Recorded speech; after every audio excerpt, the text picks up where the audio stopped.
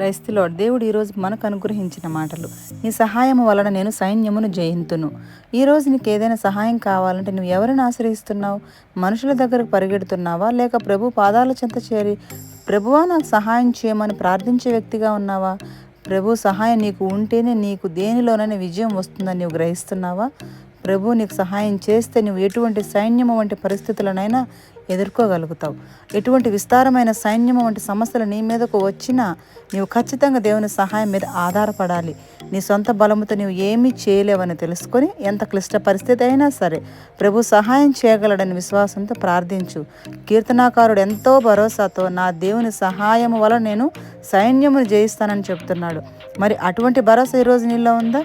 అటువంటి భరోసా నీవు కలిగి ఉంటే నీ సైన్యము వంటి నీ వ్యతిరేక పరిస్థితులన్నీ అనుకూలంగా మార్చబడతాయి. నీ ప్రతి వ్యతిరేక పరిస్థితి నీకు అనుకూలంగా కేవలం యేసయ్య మాత్రమే చేయగలరు. ఆమెన్.